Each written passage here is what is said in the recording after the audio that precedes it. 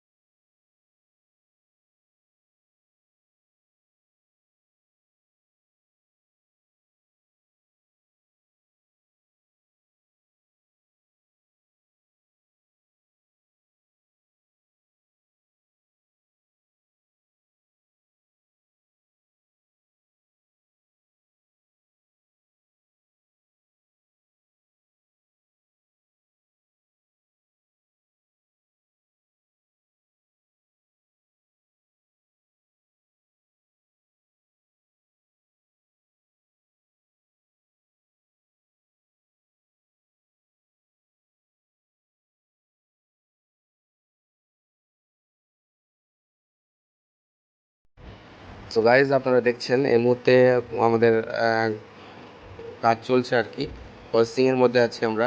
এবং কাজ খুব ডিলে হচ্ছে, যেহেতু আমাদের নিজেদের তো আর কি, আস্তে আস্তে আমরা করছি। এই যে পাখাটা পুরোটা ফ্যানটা বার করেছি এবং এর মধ্যেও বেয়ারিং চেঞ্জ হবে আর কি। দেখছেন আপনারা, এর প্রতিটা বিয়ারিংই প্রায় কম বেশি সব নষ্ট হয়ে গেছে। তবে কিছু ভালো বিয়ারিং একটু চলবে বলে রাখা ঠিক হবে না, কারণ সিজন টাইম কখন ব্রেকডাউন হয়ে যায় গাড়ি চলতে চলতে। তো সেই হিসাব করেই আর কি সব কিছুকেই চেঞ্জ করা আর কি। এখন সামনের ফিটার বক্স টোটাল কাজ হওয়ার পরে আমরা এখন দেখছেন ফিটিং করছি আমরা কাটার বারকে।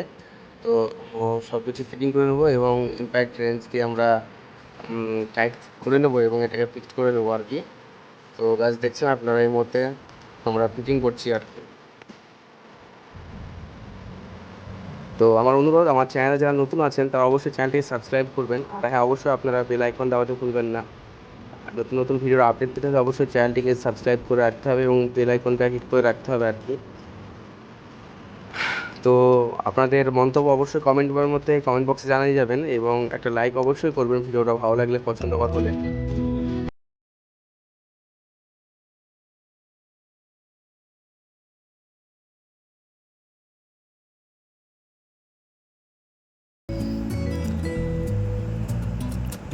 গাইজ